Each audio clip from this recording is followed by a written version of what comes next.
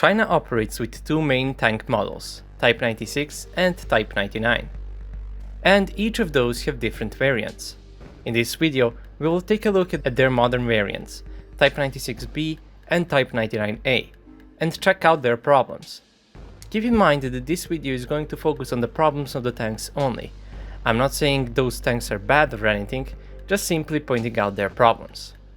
This video is sponsored by War Thunder. War Thunder is a military vehicle combat online game. It is free to play on PC, PlayStation 4 and Xbox One.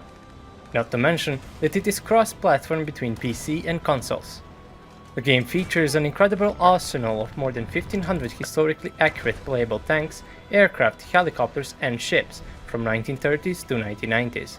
Best thing about the game are its realistic physics and one of the most detailed and most immersive vehicle damage models in gaming. If you use my link to register, you will receive a bonus, a premium vehicle, tank, aircraft or ship, as well as 3-day account boost. The game is completely free, so you can start playing immediately. The main problem with Type 96B is the lack of Commander's independent thermal viewer, which is a big downside for the commander who is the one that is looking for targets, and being that he lacks all-around thermal camera means that he needs to use gunner's thermal sight when looking for threats that are hard to spot with the naked eye or for spotting on long ranges. The tank also lacks digital display with GPS, which is yet another problem when it comes to its fire control system, meaning that just like with Russian T-72 tanks, crew needs to rely on maps or smartphones for navigation.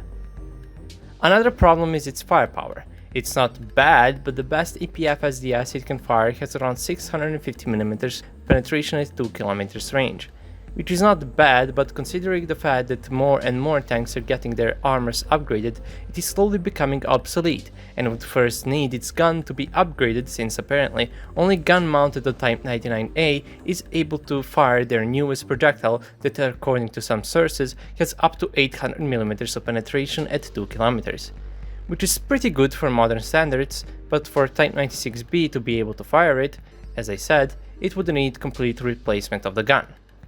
But I doubt they will do that on already aging tank that is meant to be cheap and for massive production, unlike Type 99A.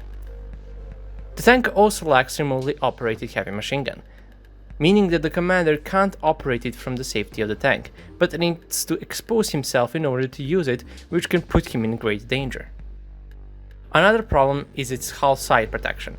The problem here is that it basically has no hull side protection to begin with, only main steel armor, which is not that thick. The easy solution would be the installation of ERA, like the one mounted on the turret sides, that would offer very good protection against heat projectiles, which is the most important factor when it comes to the tank protection. And being that ERA also offers protection against tandem-shaped charges, I honestly don't see why they didn't do it on the hull side. I mean, any form of protection would be better than nothing. I would kinda understand that if it had any kind of active protection system, but it doesn't. Now we move on to Type 99A. The thing is that there is not much to talk about this tank. However, there are a couple of problems that are worth mentioning.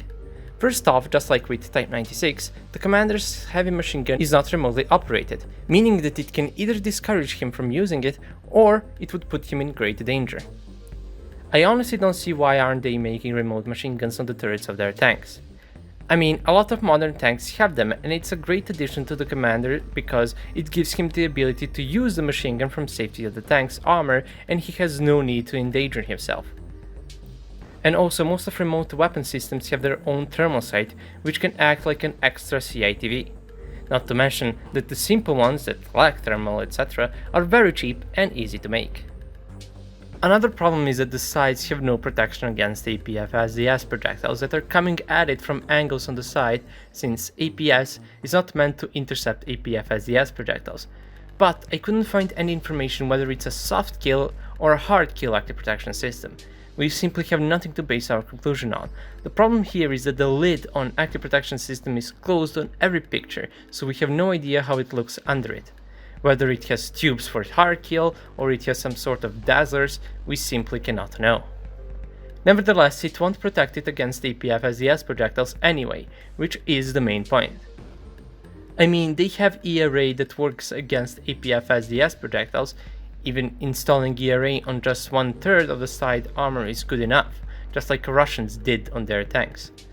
But if the active protection system is a hard kill one, it wouldn't be much of a problem, since most threats modern tanks go up against are shaped charges. But anyway, the tank is relatively new, so it might get some improvements in the future, but for now it is how it is, and as I said, it doesn't have a lot of problems, but those aren't really unimportant ones, so they were worth mentioning. Don't forget to check out War Thunder, where you can take control of many land, air or naval vehicles. Use the link from the description to get a premium vehicle and a 3-day account boost when you register. Remember, the game is completely free for PC, PlayStation 4 and Xbox One. Just download and play. At the end of the day, their tanks are pretty capable. Yeah, they have problems, but that doesn't mean they are bad. Every tank has some problems.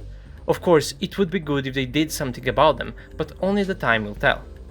And that would be all. If you like my content, you can consider supporting me on Patreon.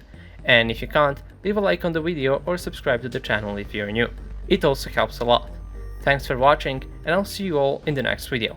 Have a nice day.